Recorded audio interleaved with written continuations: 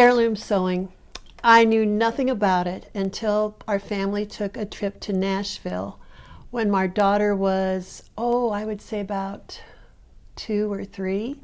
At that point in time, I was doing dressmaking like crazy. I was making lined wool blazers, slim lined wool skirts, silk blouses with bows.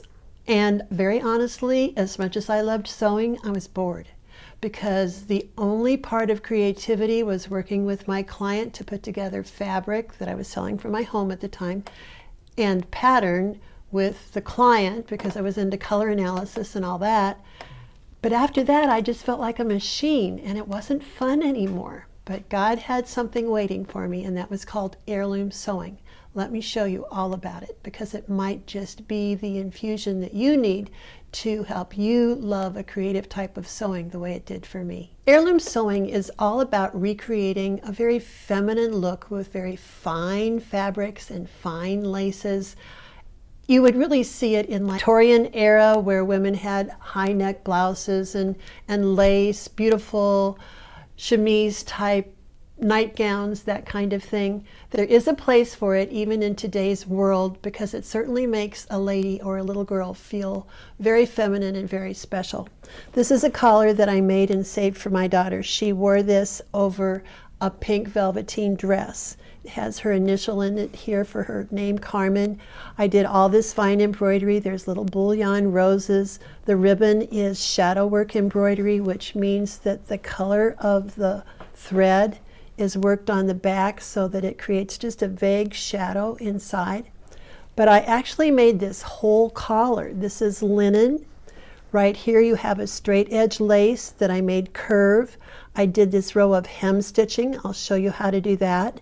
And then I took a row of entredeaux, which is for between two. Entredeaux is this stuff, I'll show you in a minute, that always goes between laces, and then this lace edging around the outer edge. This has been saved in my hope chest for my granddaughters someday. I've got 3 of them, so I don't know who this will go to, but it's certainly there, and it's something special that I made for her, which I've saved. You can see here in the background, of course, christening dresses are something that you can do. I'll show you more details about that in a moment. That's still something that is a wonderful tradition in a lot of faith practices.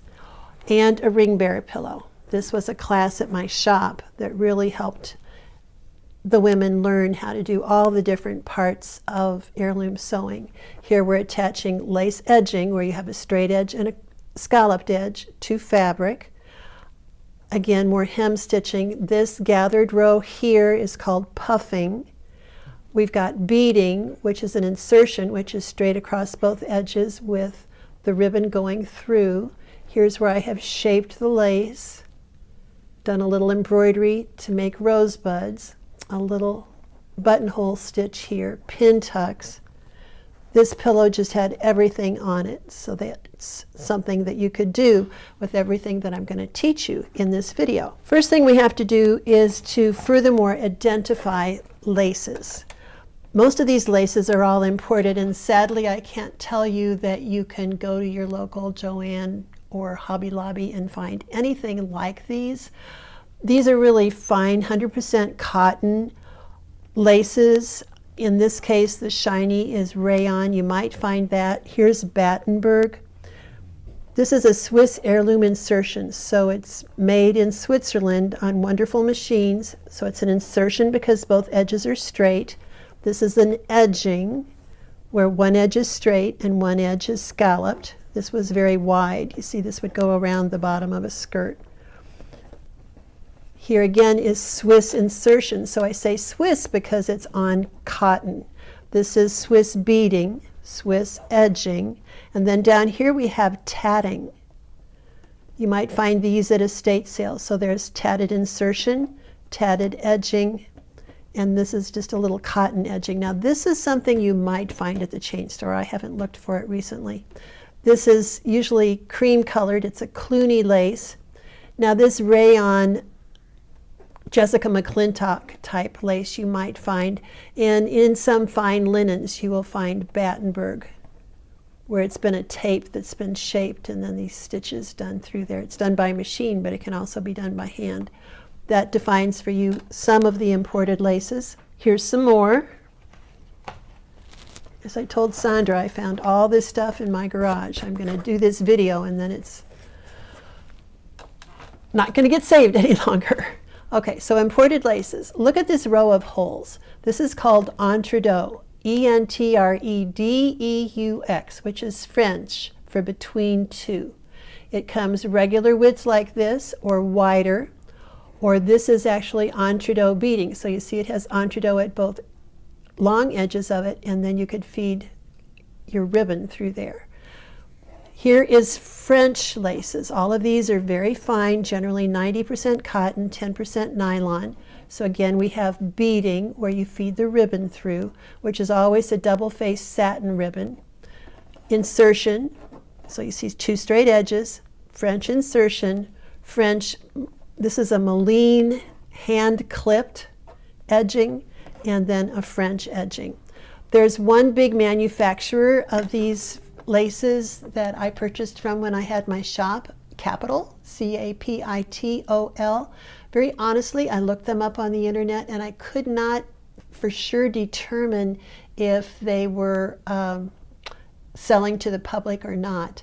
Martha Pullen is a huge name in heirloom sewing. She just is like the grande dame of heirloom sewing. She figured out a lot of this, how you duplicate the look of all of this work done by hand, which it was done by hand back at the turn of the century, on a sewing machine, because a sewing machine now has a zigzag capability.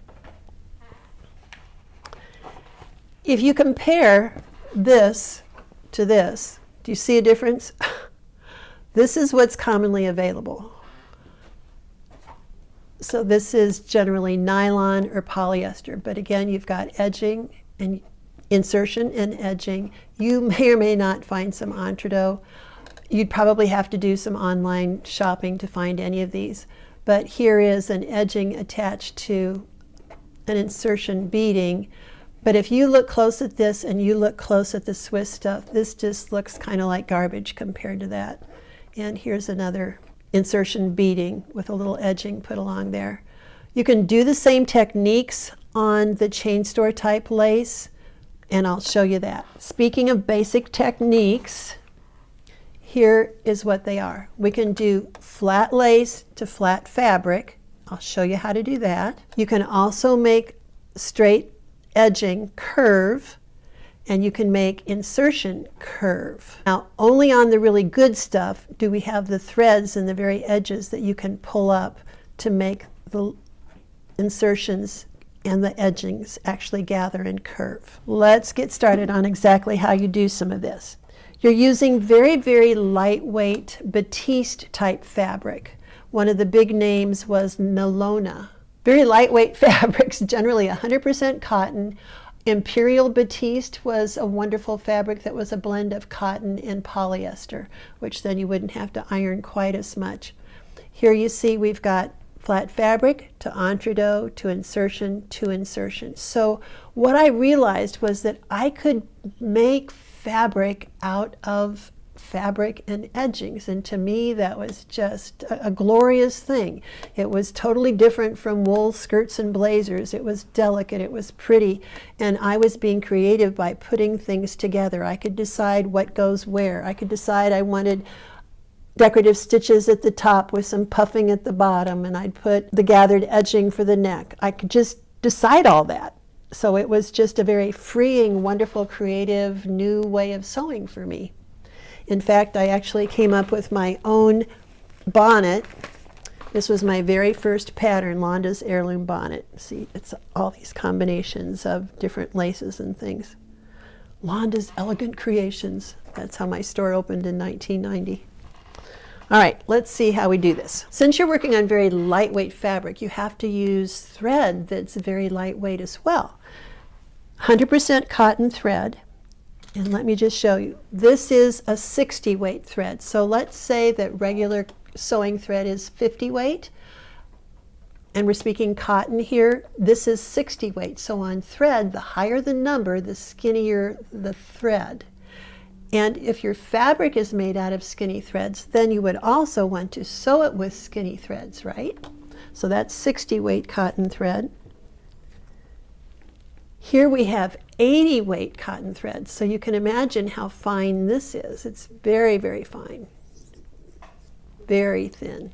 At my store, we had whole color selections of all of these different beautiful fine threads, 60 weight, 80 weight. This is called a Tanny. It was from Madeira, T-A-N-N-E, 80 weight thread. So we'd want to use a very skinny, sharp needle. In my machine, I've got a size 70 Microtex needle from Schmetz. I've loaded on here my 80 weight Tanny thread in the needle and the bobbin through, again, that Microtex 70 needle.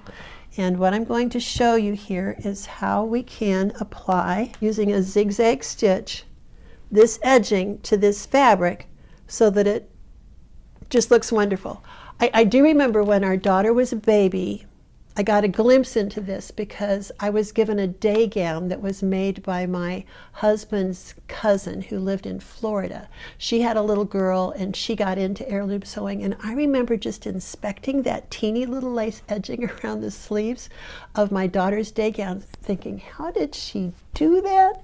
And I never figured it out until I came by the Children's Corner shop in Nashville, Tennessee. All right, so what I'm going to do is I'm going to lay the lace right side down, and you can determine the right side and the wrong side of lace actually by looking for a cord that stands up a little higher. If the cord stands up higher, that's the right side of the lace. So I'm going to lay that down on the right side of the fabric, and again, on this fabric there is no right or wrong side. I was going to do all of this on my big fancy machine, but I decided to show you on my inexpensive first model in a computer line instead, just to show you that even on a simple machine you can do this. So I selected zigzag. I'm going to come down to the width, and I'm going to narrow it down to, I'm going to guess 3.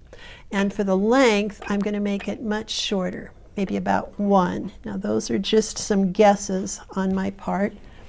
I had some notes made, but those were for the big machine. Let me just go ahead and try. So do you see here that I've got the lace set a little bit to the left of the edge of this fabric? The left swing of the zigzag is going to go over this heading, and the right swing of the zigzag has to go off the fabric. Okay, needs to be a little wider. So I'm going to come back to width, and I'm going to make it wider. So do you see? I've got one hand in back, one hand in front. It's the left swing of the needle is going over the edging, and the right swing of the needle is actually going off the fabric. This is called roll and whip. So what it's doing is it's actually rolling this fabric over this edge. This is what I saw on my daughter's day gown, with a very narrow little lace edging. It was around the edge of the sleeves. See here what that looks like? Once you do that, now you want it to flop out this way, but it's going to keep kicking back. So then I remember what Martha Pullen called it. She called it the Scotch tape stitch, where we're going to put just a little zigzag. So now I'm going to narrow it down to maybe 2 wide, and I'm just going to go over that heading like that. Do you see? That will keep it going out the way you want it to go. But isn't that a lovely little finish? You just don't see anything, and all because you've used such lightweight thread. You see how skinny that is? You could do this same thing with icky, I'm sorry, but just not as nice lace. You just lay it a little bit to the left of the edge on the right side and zigzag as I showed you. The key is that the right swing of the needle must go off the side of the fabric. All right, so that's roll and whip.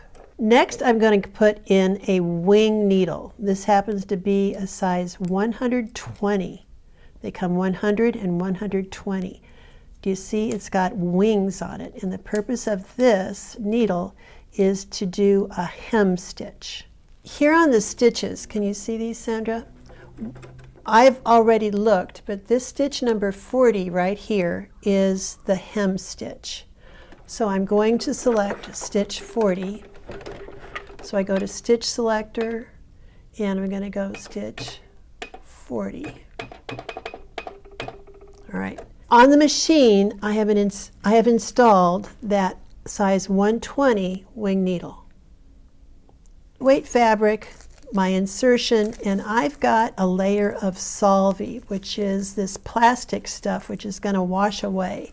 But you've got to give a little bit of stabilization to this very lightweight fabric.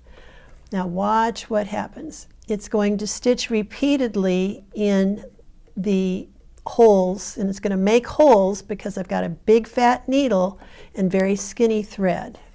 I'm going to slow this down. So we're going to count 1, 2, 3. Okay. I counted earlier, and what happens here is it's going into each hole along the side a total of 4 times. Do you see how it throws it forwards and backwards and then hops over to the side? There used to be a machine at the turn of the century called a hem stitch machine, and if you've got any beautiful hankies with crocheted edges on them that had rows of holes along the edge of the fabric into which the crocheted edge was worked, that was hem stitching, done by a hem stitch machine. And here you can see what it actually did. It creates the look of hem stitching. Isn't that amazing? It is amazing. Into the same hole repeatedly.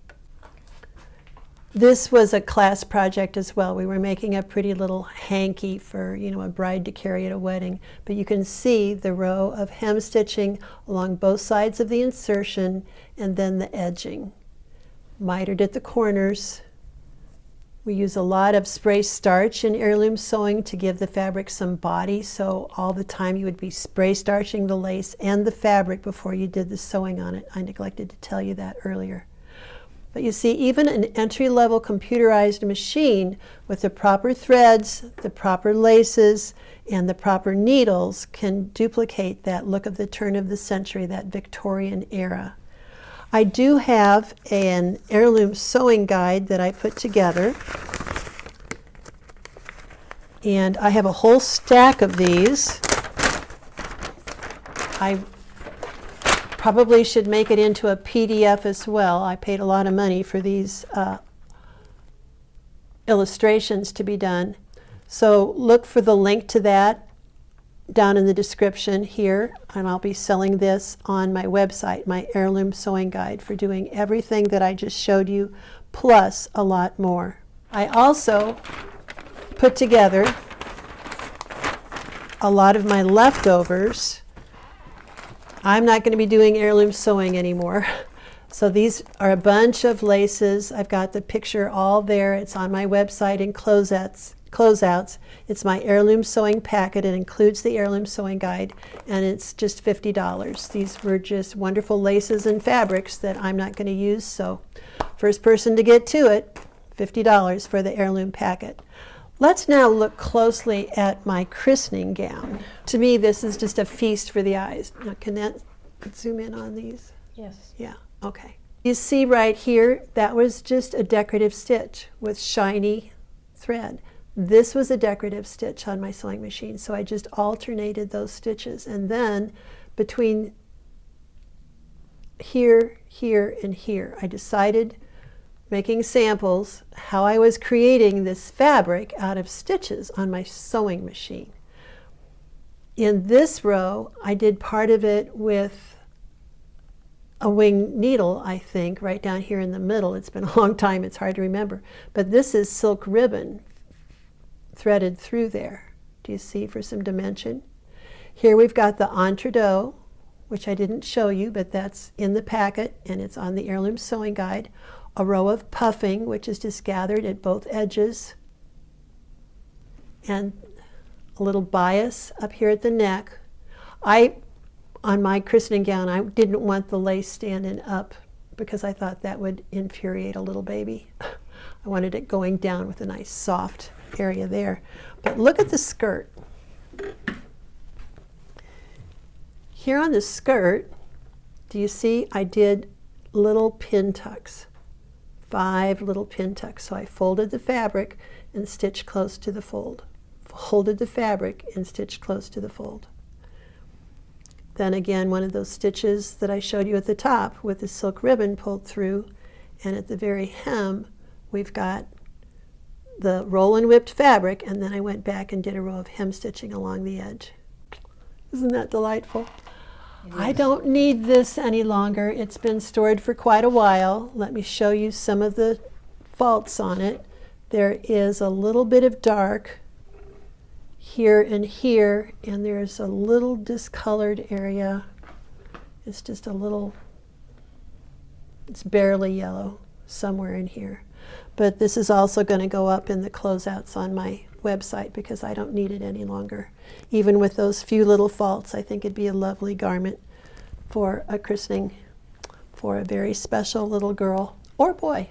They even put these on boys. You can use these skills. I was so taken with these skills that my mind went to heirloom sewing for women, and I had a line of patterns featuring heirloom sewing for women.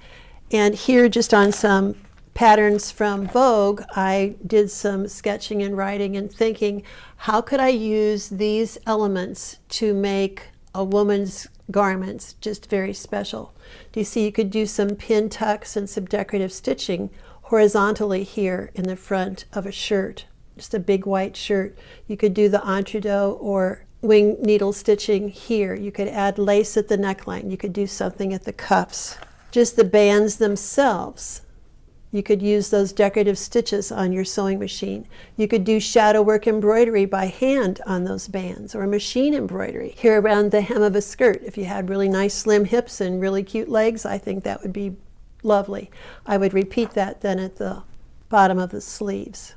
You could do pin tucks, maybe some wonderful buttons, and of course lingerie. This was an old stretch and sew pattern, but I think a pretty pig noir set made out of a pretty batiste with all of these edgings and things put together would be a delightful gift for a very feminine young lady as a bride. Here's a classic pattern with a raglan style sleeve. Do you see you could put the entredot there and down the middle of the sleeves. You could do pin tucks, insertions, some pin tucks. You could do entredot at the sleeves, some released tucks, like twin needle stitching. Linen is a wonderful fabric for women's blouses, and it's perfect for heirloom sewing. Just that skill of the flat lace to flat fabric, do you see you could use that locations such as I've indicated here. So there you go, heirloom sewing, something that just really infused that creative element to my sewing at one point in time.